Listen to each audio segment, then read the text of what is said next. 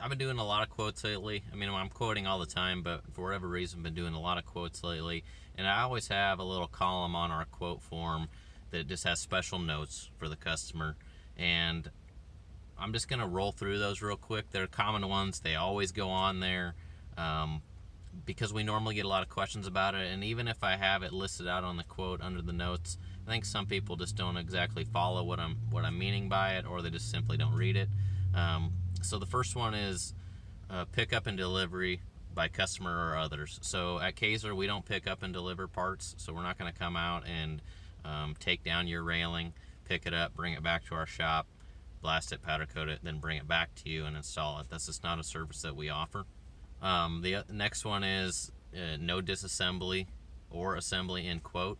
So if you've got a large part that has multiple pieces and is bolted together, we don't want to disassemble that and reassemble that for you. We just don't have the manpower to do that. We also don't want to accidentally damage your part when we're taking it apart or put it back together. A lot of the time we're doing restoration type work. It's really old, rusty pieces. They don't come apart very easily. You have to get out hammers and chisels and torches and grinders, and we would rather the customer take care of that so we don't end up taking matters into our own hands and cutting something we shouldn't, or damaging the part in a way that we can't fix it or get it back to the way it needs to, and end up really disappointing the customer that way. All non-metal parts have to be removed. No matter what. If you can't remove them, then it's really not a good idea to have us blast it and powder coat it. We blast with a really aggressive media steel grit. It's at 120 psi. You can just picture like somebody holding a fire hose over their shoulder, and instead of water coming out, it's steel grit. So if you have anything that's non-metal, it's going to get beat up, it's going to get ruined, it's going to get destroyed. So please make sure that you remove any non-metal parts. Powder coating cures in a 400-degree oven. So again, anything non-metal is probably going to melt in that oven. So we really need you to make sure that you take all of that off. The reason why we don't like to do that at Kaiser is, again, we don't want to damage your parts. Wheels will come in with valve sims on them. Usually there's a pressure on newer style wheels that we do. There's pressure sensors. We don't want to break those. Those aren't the easiest to get off if you don't have the right tools. So if the customer doesn't have the right tools, if you're getting your tires dismounted at an automotive shop, just have them get everything off that rim or wheel, same thing, that's anything that's not metal, have them get that off of there. When it's coming to trailers or car frames or car bodies, a lot of the time we get questions about how disassembled do you need that. Again, you just need to remember all non-metal parts have to be removed, so that includes lights, wiring, brake lines, hubs, axles, bearings, ball joints, anything with seals. All that stuff needs to be removed. All that stuff will get damaged significantly when we're blasting it. All of it would melt in the powder coating oven. Even if we're just doing a blast in like a primer for a car body, we still have to have that thing fully gutted. So when we're coming to cars, we like to have them fully gutted, no glass in them, all the wiring removed, get all the seats out, get any type of flooring, carpeting, anything in the roof, get all of that ripped out. We don't like to have the engine in it. Definitely need to have the fuel cell out because it's a fire hazard for us. So when we're blasting vehicles, we're not blasting a brand new, or a 2012 pickup that has rust over top of the wheel wells. We're not driving that thing into the blast booth and just going up to it with a really low pressure and hitting the rust. That's just not something that we do. It's too much of a risk to damage the rest of the vehicle. So when we're blasting vehicles, it's old car restorations where they're fully gutted, everything's out of it, so that way we can blast everything, get everything totally cleaned up the way it needs to be, and we don't have to worry about damaging any of the customers' parts. And that goes for like truck beds and things like that. Truck bed we need to take off of your truck. We don't want to blast any of your existing truck cab or anything like that. And just the last thing to remember is oils and greases. We need those out of there. So like rear ends, the oil needs to be drained out fully.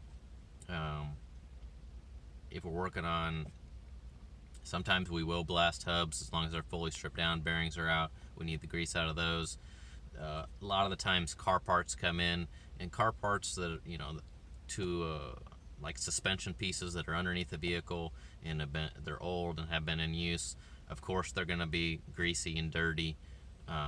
The blasting process is not the cure-all to get like grease and dirt and grime off.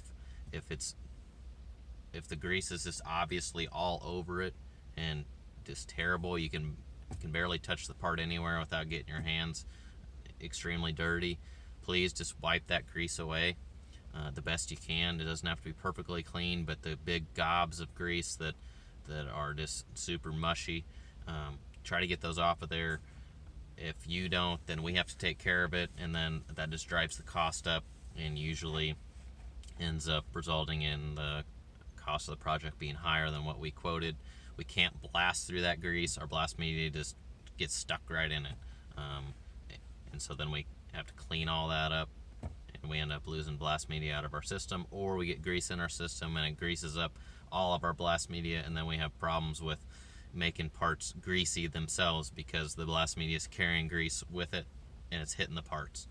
So please just make sure that you don't have to spend a week cleaning it, but it's just the quick, like, man, that looks terrible, grab a rag, wipe the nasty stuff off, that's good enough, then bring it on in and we'll take care of blasting it for you. One other side note to think about, we get a lot of questions about chrome. Can you blast chrome? No, we cannot blast chrome. Is it possible? Yes, but it takes a very, very long time. Usually if you have chrome flaking off of a bumper or a wheel, there's a pretty isolated area where it's flaking off, and if we blast that area, it's going to fly right off. But it's going to be a relatively small area, probably like a little 6-inch by 6-inch area, and then the rest is going to be adhered perfectly still, and it is not going to want to come off. So you can't sit there and just blast right through chrome that's still stuck on well. It's actually a metal plating that's on there. It's fused in with the substrate, so it's not like a coating where you can just blast it right off. The chrome, good chrome, is adhered well, and it's part of the wheel, the bumper, whatever it is.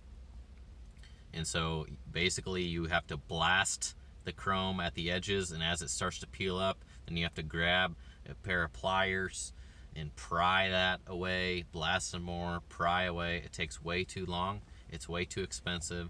It is almost always, probably 99% of the time, cheaper to just buy a new part that's not chromed and then blast it and coat it the color that you want, rather than trying to remove all of the chrome off of a part that you already have. Then the next question is, well, if you don't blast it, can you just powder coat right over it? Yes, we can, but it could fall off right away. By the time you get home and it's dinged around in the back of your pickup that you took it home in, it could have already started chipping off, because powder does not like to stick to chrome. It's too smooth. So usually we try to stay away from chrome. We try not to blast it. We try not to powder coat it.